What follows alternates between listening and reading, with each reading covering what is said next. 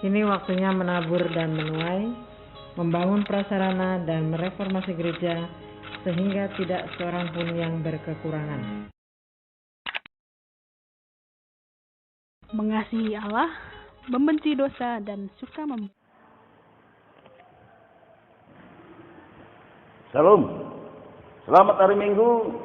Tuhan selalu menyertai kita dan memberkati kita semua. Pada hari ini, hari Minggu 13 Juni 2021, kita masih tetap beribadah di rumah kita masing-masing. Sekali seminggu dalam satu bulan, di minggu pertama kita beribadah langsung tatap muka di gereja, dan sudah kita laksanakan pada hari Minggu yang lalu, tanggal 6 Juni 2021. Namun sekarang kita masih tetap beribadah di rumah kita masing-masing. Kita akan merenungkan firman Tuhan dengan tema pegang terus tangan Yesus, engkau akan selamat. Kita dasari dari kitab Esra 8 ayat 21 sampai dengan ayat 23, dan Kisah Para Rasul pasal yang keempat ayat yang ke-12. Bapak Ibu saudara-saudara dikasihi Tuhan, sebelum kita merenungkan firman Tuhan lebih jauh, kita akan mendengar dulu satu pujian Anggur Baru.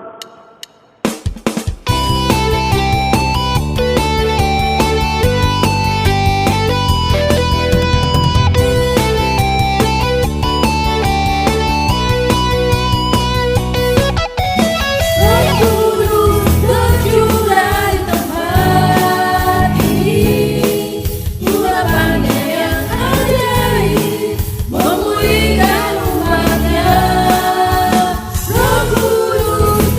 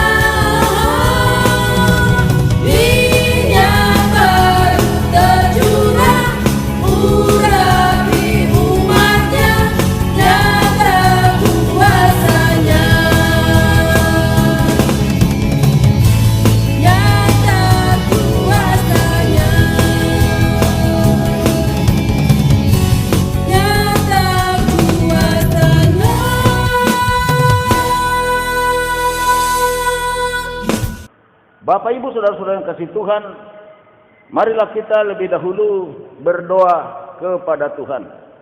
Bapa di surga, saat ini kami datang kepadamu. Kami mengucap syukur di minggu yang kudus ini. Kembali lagi kami beribadah di rumah kami masing-masing. Beribadah kepada Tuhan. Kami yakin dan percaya setiap ibadah yang kami laksanakan di rumah masing-masing, Tuhan pasti hadir di sana. Sebab demikianlah firman-Mu, 2-3 orang berkumpul di dalam nama-Mu, Tuhan selalu hadir, Tuhan selalu ada di sana. Oleh karena itu kami yakin dan percaya bahwa tiap-tiap kami beribadah, sekalipun kami beribadah di rumah kami masing-masing, Tuhan selalu ada di tengah-tengah kami beribadah. Terpuji-pujilah nama-Mu Tuhan kekal selamanya. Kami serahkan kepadamu. Pada saat ini kami juga mau merenungkan firman-Mu. Tuhanlah membuka hati kami, membuka pikiran kami, menaruh firman-Mu di dalamnya, agar tumbuh berbuah, dan kami semua menjadi pelaku firman Tuhan. Kami semua dapat dipakai oleh Tuhan untuk memberitakan Injil Yesus Kristus, dan kami semua dapat menjadi saksi daripada kebesaran kasih dan kuasa Tuhan. Terima kasih ya Tuhan, kami serahkan ke dalam tangan-Mu jam pemberitaan firman Tuhan. Di dalam nama Tuhan Yesus kami berdoa dan bersyukur kepada Tuhan. Amin. Bapak Ibu saudara-saudara yang kasih Tuhan, kita akan membaca firman Tuhan dari Esra pasal yang ke-8 ayat yang ke-21 sampai 23. Kemudian di sana, di tepi sungai Ahawa itu, aku memaklumkan puasa supaya kami merendahkan diri di hadapan Allah kami dan memohon kepadanya jalan yang aman bagi kami, bagi anak kami, dan segala harta benda kami. Karena aku malu meminta tentara dan orang-orang berkuda kepada raja untuk mengawal kami terhadap musuh di jalan. Sebab kami telah berkata kepada raja demikian, tangan Allah kami melindungi semua orang yang mencari Dia demi keselamatan mereka, tetapi kuasa murkanya menimpa semua orang yang meninggalkan Dia. Jadi berpuasalah kami dan memohonkan hal itu kepada Allah, dan Allah mengabulkan permohonan kami. Kita membaca lagi Kisah Para Rasul pasal yang keempat, ayat yang ke-12. Demikian firman Tuhan bagi kita semua. Kisah Para Rasul pasal 4 ayat yang ke-12. Dan keselamatan tidak ada di dalam siapapun juga selain di dalam Dia. Sebab di bawah kolong langit ini tidak ada nama lain yang diberikan kepada manusia yang olehnya kita dapat diselamatkan. Demikianlah dasar renungan kita, yang berbahagialah kita semua yang selalu merenungkan firman Tuhan dan melakukannya dalam hidup kita sehari-hari. Bapak Ibu saudara-saudara yang kasih Tuhan, goal atau sasaran utama saya dengan firman Tuhan ini yaitu agar umat Tuhan tidak terlena dengan kesusahan, dengan kesulitan, dan dengan penderitaan yang dia alami tanpa berpengharapan kepada Yesus. Dan yang kedua, agar umat Tuhan terus-menerus memegang tangan Yesus dalam segala hal yang dialaminya.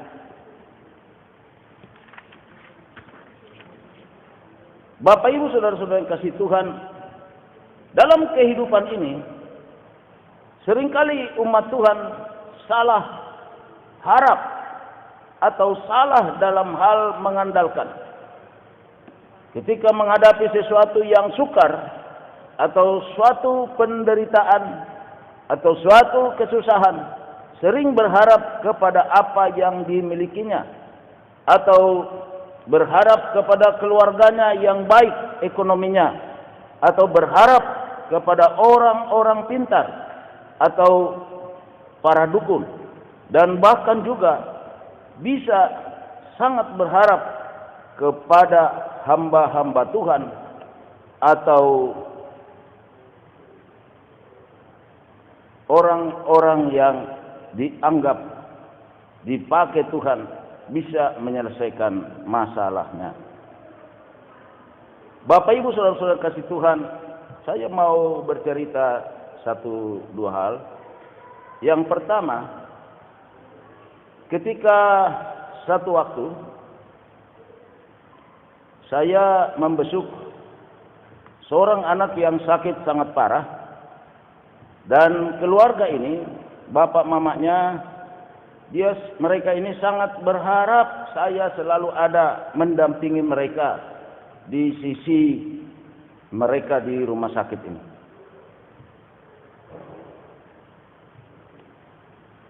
Suami istri ini sangat memohon kepada saya agar saya selalu ada di dekat mereka di rumah sakit. Jadi jika saya sudah datang dan ada bersama mereka, maka kelihatan suami istri ini sangat tenang, sangat lega. Memang ketika saya hadir, selalu kami lakukan yang pertama adalah berdoa bersama-sama. Hal itu terus berlangsung sampai anak mereka siuman dan sembuh. Tetapi setelah saya renungkan peristiwa itu, saya merasa suatu hal yang salah di dalam pelayanan saya sebagai hamba Tuhan. Seharusnya saya sebagai hamba Tuhan mengarahkan mata rohani atau mata iman mereka kepada Tuhan, sehingga tidak berharap kepada saya, tidak mengandalkan doa-doa daripada saya sebagai hamba Tuhan. Tetapi mereka seharusnya berharap kepada Tuhan dan selalu mengandalkan Tuhan dan selalu berdoa agar Tuhan memberkati anak mereka. Itu suatu cerita yang pertama. Saya anggap suatu hal yang sangat salah. Cerita yang kedua, yaitu ada seorang misionaris. Misionaris ini dia adalah seorang yang bekerja di Indonesia, berasal dari gereja Church of the Nazarene. Jadi para misionaris dari Amerika ini, mereka lumayan banyak pada waktu mereka ada di Indonesia ini. Namun sekarang mereka sudah pada pulang ke Amerika masing-masing. Yang saya mau ceritakan adalah cerita atau surat daripada istrinya ketika suaminya ini yang namanya Pastor George Erenz. Nama suaminya itu adalah Pastor George Erenz. Dia sangat gigih melayani dan banyak sekali memberikan pembinaan kepada saya untuk menjadi hamba Tuhan yang setia, hamba Tuhan yang rajin, hamba Tuhan yang melayani dengan sungguh-sungguh. Karena pada waktu dia di Indonesia dan saya masih muda, saya bekerja sama dengan gereja ini. Dan sampai akhirnya berdirilah gereja di Indonesia dari hasil misi mereka, yaitu Gereja Kristen Nazarene Indonesia. Jadi kalau tulisannya Nazarene Indonesia. Yang mau saya ceritakan adalah cerita istrinya ketika hamba Tuhan ini, Pastor Josh Eren ini sakit sudah sekarat dan sudah tiba waktunya Tuhan akan memanggil dia. Dia memegang terus tangan istrinya. Dia pegang hampir setiap hari, dia pegang tangan istrinya. Dan dipegang sangat kuat, sangat erat. Seolah-olah dia tidak mau melepaskan tangan istrinya. Dan suatu waktu istrinya melihat bahwa kondisi daripada hamba Tuhan ini menurut berita dari rumah sakit bahwa sudah tidak lama lagi hamba Tuhan ini akan dipanggil oleh Tuhan. Dan akhirnya istrinya berkata kepada hamba Tuhan ini dan dia mengatakan agar melepaskan tangannya hamba Tuhan ini atau suaminya dan memegang tangan Yesus. Itu terus menerus dia katakan kepada suaminya, dia bisikkan ke telinganya dan dia katakan, lepaskan tanganmu dari tangan saya dan peganglah Yesus. Pegang Yesus, pegang Yesus. Dan tiba-tiba tangan daripada hamba Tuhan ini mulai lembek, mulai melepaskan tangan istrinya. Dan tidak lama kemudian dia kembali ke rumah Bapa di surga. Bapak Ibu saudara-saudara kasih Tuhan, ketika satu hari kita mengalami keadaan yang susah, keadaan yang sangat kritis, keadaan yang kita alami seolah-olah inilah penderitaan yang paling hebat yang datang di dalam kehidupan kita. Kita seringkali bukanlah memegang tangan Yesus.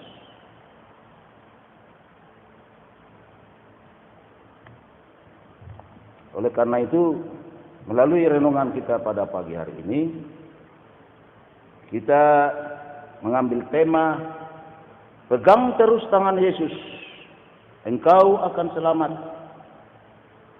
Yang kita ambil dari Esra pasal 8 ayat 21 sampai 23 dan Kisah Para Rasul pasal 4 ayat 13.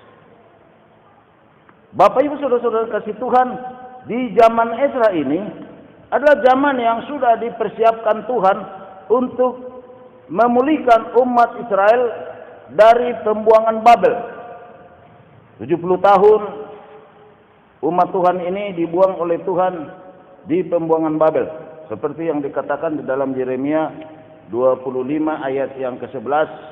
Kita membaca dulu.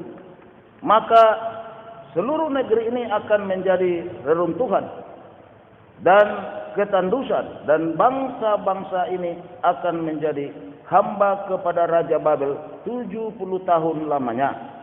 Kemudian sesudah genap ke 70 tahun itu, demikianlah firman Tuhan, maka aku akan melakukan pembalasan kepada Raja Babel dan kepada bangsa itu oleh karena kesalahan mereka juga kepada negeri orang Kasdim dengan membuatnya menjadi tempat-tempat yang tandus untuk selama-lamanya.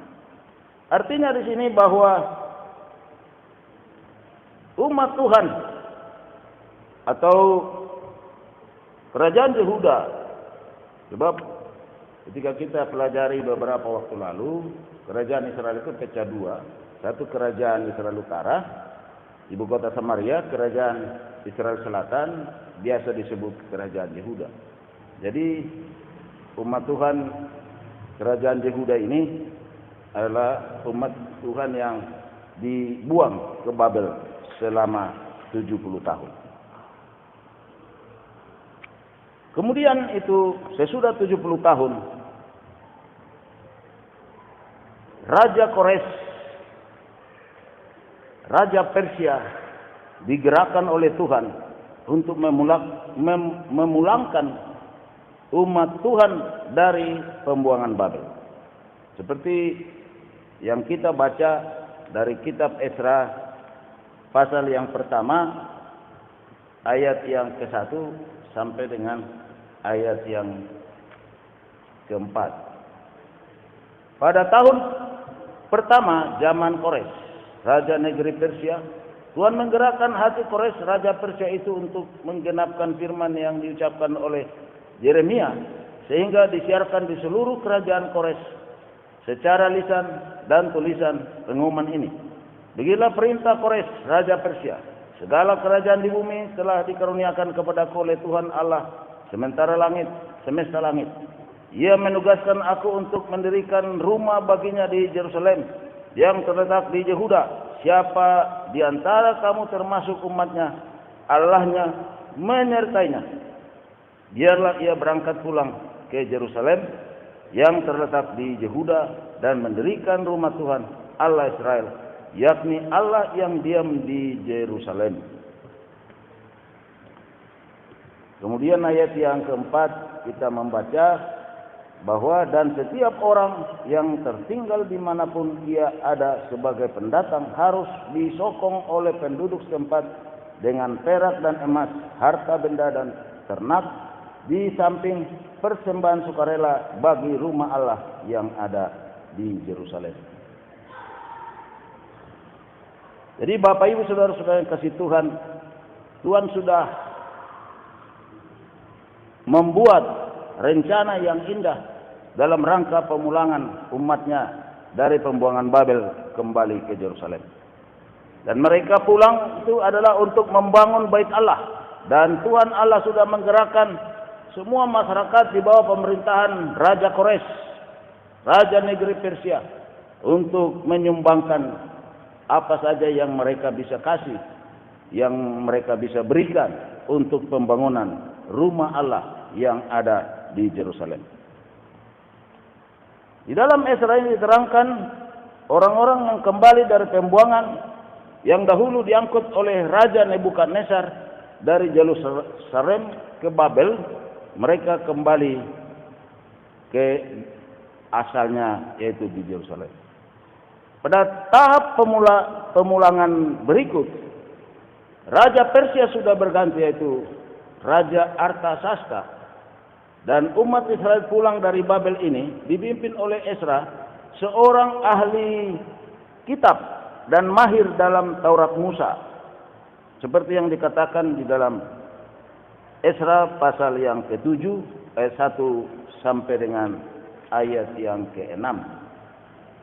Kemudian daripada semuanya itu, pada zaman pemerintahan Artasasta, raja negeri Persia, maka berangkatlah Esra bin Seraya bin Azaria bin Hilkia bin Salum bin Zadok bin Ahitub bin Amaria bin Azaria bin Merayot bin Zerahnya bin Usi dan seterusnya. Esra itu berangkat pulang dari Babel. Ia adalah seorang ahli kitab mahir dalam Taurat Musa yang diberikan Tuhan Allah Israel, dan raja memberi dia segala yang diinginnya, dan oleh karena tangan Tuhan Allahnya melindungi dia. Bapak Ibu Saudara-saudara yang kasih Tuhan, Allah menggerakkan hati raja untuk memberikan atau untuk menugaskan, menginstruksikan, memerintahkan para bupati di negeri kerajaan Persia ini membantu kepulangan perlengkapan daripada pembuatan rumah Tuhan di Yerusalem melalui Nabi Esra. Dan untuk perjalanan pulang ke Yerusalem dari pembuangan Babel ini, Esra memiliki iman yang teguh agar di sepanjang perjalanan tersebut tangan Tuhan Allah yang menyelamatkan mereka hingga sampai di Yerusalem. Rombongan mereka berangkat pulang dengan anak-anak, orang tua, anak-anak muda, serta dengan kambing domba dan harta benda mereka yang disumbangkan oleh masyarakat Persia waktu itu. Esra hanya mengandalkan Tuhan untuk pulang dengan membawa rombongan yang banyak ini beserta dengan harta benda mereka. Bisa saja Ezra meminta kepada raja pengawalan sampai tiba di Yerusalem. Tetapi Ezra mengambil jalan iman, yaitu meminta semua yang akan pulang agar berpuasa dan berdoa, memohon kepada Tuhan penyertaannya di sepanjang perjalanan mereka, sehingga nanti mereka tiba di Yerusalem. Kemudian Allah mereka mengabulkan permohonan mereka.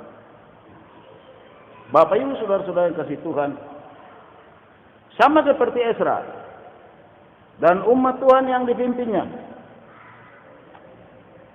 mereka beriman kuat serta teguh kepada Tuhan bahwa Tuhan akan menyertai serta mengabulkan permohonannya.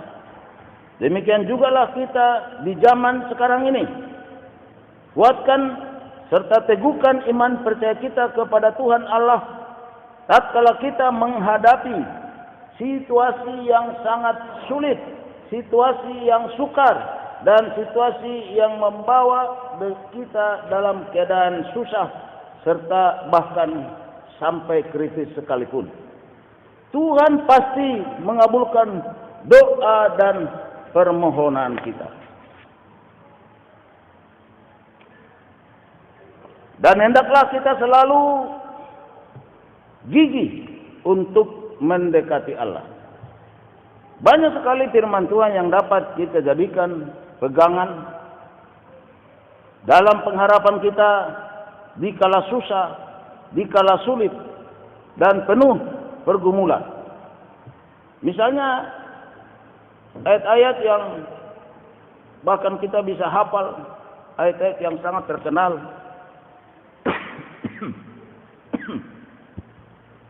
Seperti Mazmur 37 ayat 5 berkata, serahkanlah hidupmu kepada Tuhan dan percayalah kepadanya dan ia akan bertindak. Dan Matius 11 ayat 28, Tuhan Yesus berkata, marilah kepadaku semua yang letih lesu dan berbeban berat, aku akan memberi kelegaan kepadamu. Dan Markus 11 ayat 22 sampai 24, Yesus menjawab mereka, percayalah kepada Allah. Aku berkata kepadamu, sesungguhnya barang siapa berkata kepada gunung ini, beranjaklah dan tercampaklah ke dalam laut, asal tidak bimbang hatinya, tetapi percaya bahwa apa yang dikatakannya itu akan terjadi, maka hal itu akan terjadi baginya. Karena itu aku berkata kepadamu, apa saja yang kamu minta dan doakan, percayalah bahwa kamu telah menerimanya, maka hal itu akan diberikan kepadamu. Demikian kata Yesus kepada muridnya pada waktu itu. Bapak Ibu saudara-saudara yang kasih Tuhan, jika kita menghadapi situasi yang tidak baik, situasi yang sulit, situasi yang kritis, mari bercermin dari Nabi Ezra dan umat yang dipimpinnya. Lakukanlah sesuai dengan apa yang dikatakan Ezra pasal 8 ayat 21 sampai 23. Coba kembali kita membaca Ezra pasal 8 ayat 21 sampai 23. Kemudian di sana di tepi sungai Ahwa itu, aku memaklumkan puasa supaya kami merendahkan diri di hadapan Allah kami dan memohon kepadanya jalan yang aman bagi kami, bagi anak-anak kami dan segala harta benda kami. Karena aku malu meminta tentara dan orang-orang berkuda kepada raja untuk mengawal kami terhadap musuh di jalan, sebab kami telah berkata kepada raja demikian, tangan Allah kami melindungi semua orang yang mencari dia demi keselamatan mereka, tetapi kuasa murkanya menimpa semua orang yang meninggalkan dia. Jadi berpuasalah kami dan memohonkan hal itu kepada Allah, dan Allah mengabulkan permohonan kami. Jadi yang kita mau lakukan sesuai dengan Esra 8 ayat 21 sampai 23 ketika kita menghadapi persoalan-persoalan yang sulit, persoalan yang membawa kita dalam keadaan kritis, bahkan dalam keadaan yang sangat susah. Ada 3 hal yang harus kita lakukan. Yang pertama adalah tidak mengandalkan dan berharap kepada siapa-siapa ketika kita mengalami sesuatu yang sulit, tetapi kita mengandalkan Tuhan. Jauhkan diri mengandalkan uang kita, jauhkan diri dari mengandalkan kehebatan kita, jauhkan diri dari mengandalkan kekayaan kita, dan jauhkan diri kita mengandalkan saudara-saudara kita, mungkin mereka orang-orang kaya atau orang-orang yang hebat, bahkan mungkin juga adalah pejabat-pejabat yang memiliki kapasitas di negara ini. Esra, kalau mau meminta tolong kepada Raja Artasasta, semua keperluan dalam perjalanan mengawal mereka sampai ke Yerusalem akan diberikan raja, akan dipenuhi, dan akan dikawal juga mereka sampai di tempat tujuan mereka. Mereka akan aman. Tetapi Esra hanya puas berharap kepada penyertaan Tuhan Allah saja. Seperti yang dikatakan dalam Esra 8 ayat 22 tadi. Tangan Allah kami melindungi semua orang yang mencari Dia demi keselamatan mereka, tetapi kuasa murkanya menimpa semua orang yang meninggalkan Dia.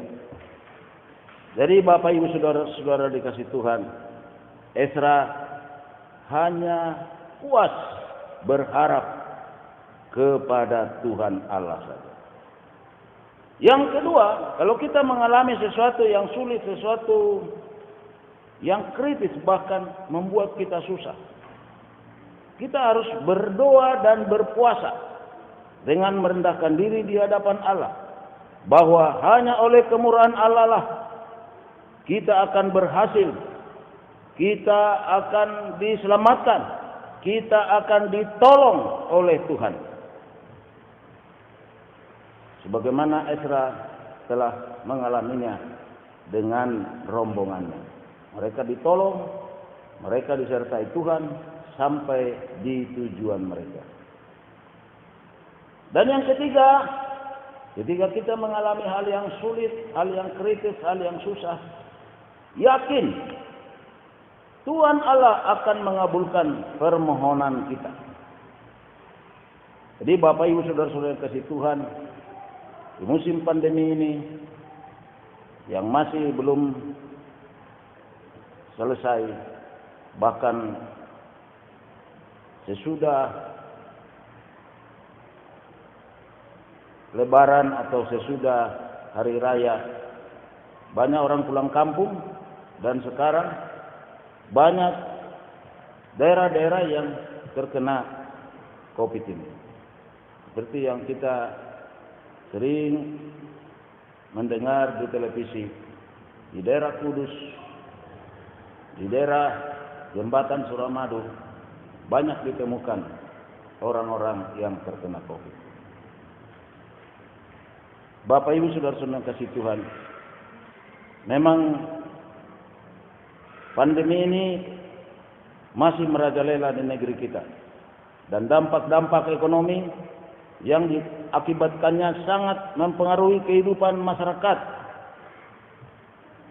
mempengaruhi kehidupan umat manusia, mempengaruhi kehidupan kita juga, mempengaruhi kehidupan ekonomi kita. Bahkan juga ada yang mengalami sedikit arahnya ke tidak berpengharapan lagi kepada Tuhan. Namun oleh firman Tuhan ini, marilah kita bangkit kembali, selalu berpengharapan kepada Tuhan, selalu yakin kepada Tuhan bahwa permohonan kita, bahwa doa kita, bahwa puasa kita akan diperhitungkan oleh Tuhan. Akan dijawab oleh Tuhan doa-doa kita. Kita akan diberkati oleh Tuhan. Sehingga kita tidak akan berkekurangan. Jadi Bapak Ibu Saudara-saudara yang kasih Tuhan, ada 3 hal yang harus kita lakukan di masa pandemi yang sulit ini. Yang pertama, tidak cepat mengandalkan hal lain selain daripada mengandalkan Tuhan ketika kita menghadapi kesulitan. Dan yang kedua, berusahalah dengan kuat untuk berdoa dan untuk berpuasa, sehingga usaha kita ini dilihat oleh Tuhan, diperhitungkan oleh Tuhan, sehingga Tuhan menjawab doa-doa kita. Tuhan akhirnya memberi jalan keluar kepada kita, memberkati kita. Kita masih ingat peristiwa di Niniwe ketika Tuhan sudah mau menghancurkan mereka karena mereka hidup dalam dosa, hidup dalam kejahatan, tetapi mereka berdoa dan berpuasa sampai kepada semua binatang-binatang peliharaan, berpuasa sampai akhirnya tergerak hati Tuhan. Dan Tuhan tidak jadi menghancurkan mereka. Oleh karena itu Bapak Ibu Saudara yang kasih Tuhan, bersungguh-sungguhlah berdoa, bersungguh-sungguhlah berpuasa di hadapan Tuhan. Tuhan akan memberkati kita. Dan yang ketiga, ketika kita mengalami kesulitan, kesusahan, penderitaan, yakinlah Tuhan akan mengabulkan permohonan kita. Dikatakan oleh firman Tuhan bahwa telinganya tidak kurang tajam untuk mendengar doa kita. Telinga Tuhan tidak kurang tajam untuk mendengar doa-doa kita. Oleh karena itu Bapak Ibu Saudara yang kasih Tuhan, mari kita selalu yakin, selalu percaya bahwa Tuhan selalu memberkati kita, selalu mendengar doa kita, selalu memperhitungkan puasa kita, selalu memberkati kita semua, dan kita semua aman, selamat di dalam Tuhan.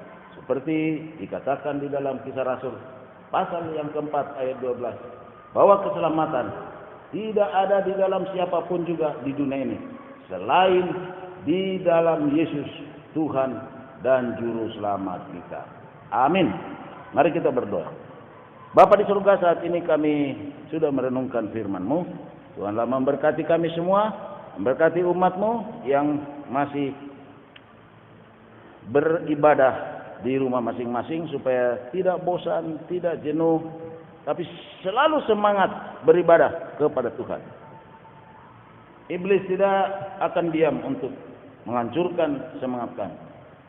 Iblis akan menggocok kami untuk menjauhkan kami dari Tuhan.